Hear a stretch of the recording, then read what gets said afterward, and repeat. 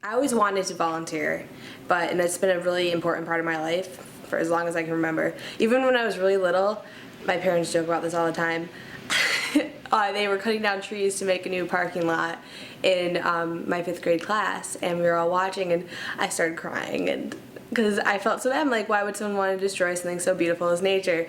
And so I think that's where like my volunteer instinct, sort of philanthropy, started off. And so I called the principal, the superintendent. I'm like, listen, if you're gonna cut down all these trees, you're gonna replant them in a local park. And so ever since then, I've been really into giving back. I did that a lot through high school, which was easy because they have all those clubs and organizations. And then when I went to college, I was sort of looking for the same thing.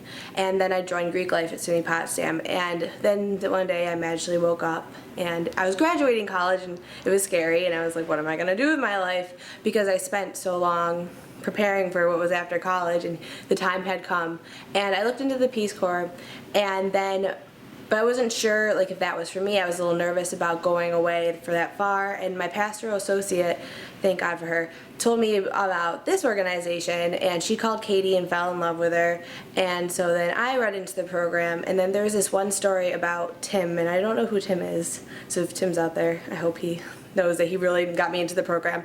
He talked about the labyrinth up in the mountains and how he started doing the labyrinth, and walking into it, you sort of see where you're going, you see the end point, but right when you are about to get to the center of the labyrinth, it sort of takes you away on this whole different journey. And I think that describes my life a lot.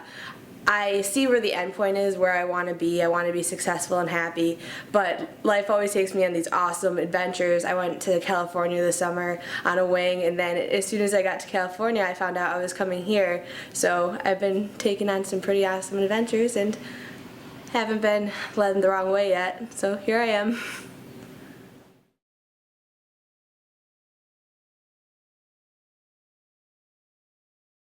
I think it's basically, I'm sure everyone will say this too, but the interaction with people. I think before I came here, I sort of viewed poverty as just one encompassing thing. Everybody, prostitutes, drug addicts, just overall poor people as one person. I would see them on the street outside of, like, if I ever went to a city, like even in like Livonia doesn't really have cities, but if I would go outside my small bubble and I would see people on the street, I would feel threatened almost. Sorry. And I would get nervous, and I'd think, like, is this person gonna try to like take my money? And I feel bad for thinking that way, because now I come here and poverty doesn't have one face, it has so many faces, and you get to talk to the guests and sort of learn their own personal stories, and their experience becomes your experience as well, and you get to become part of each other's experience in life. And it really is life-changing, and I know that's sort of cliche to say, but you talk to them and you just think, wow, that is something I've never been through, and it's so amazing that you survived that and you're here today to tell this story. And it's motivational for myself, because if this person can go through their troubles, I can definitely make it through mine.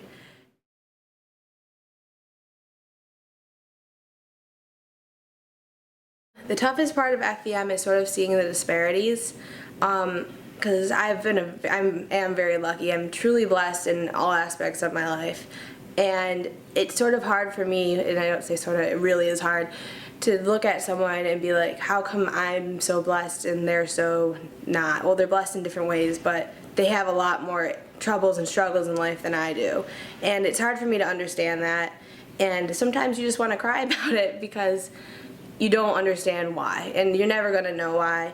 But what I've come to understand while being here is that too much is given, much is expected. And because everyone always tells me, oh, it's so great of you giving a year of service, like, good for you. And I'm like, well, thanks, but really, like, I'm lucky enough to be able to devote my year to come. I have so much going for me that I can come here and help out, because I feel like I want to give back.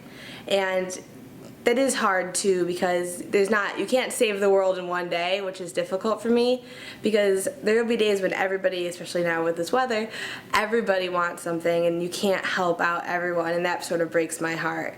But knowing that what I do is doing something. And I think a lot of people see a lot of bad in the world and they see the hardships and they're like, I can't do anything, and so they don't do anything. But I've never let that stop me from doing something, even if it's the little something I can do.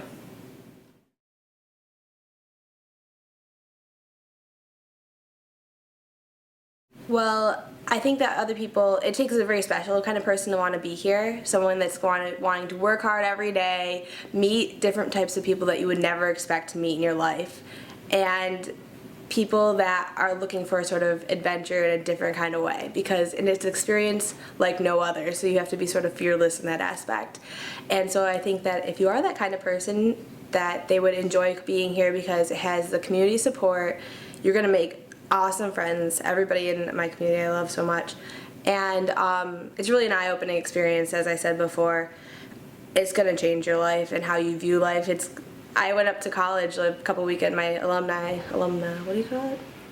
Alumni weekend? Yeah, my alumni weekend, homecoming weekend, and you go back up there and it sort of is just like a whole new world. Even though I'm only a couple hours away, it's like you're in a whole new experience, and I think if someone is willing enough to do so, that they would love their time here.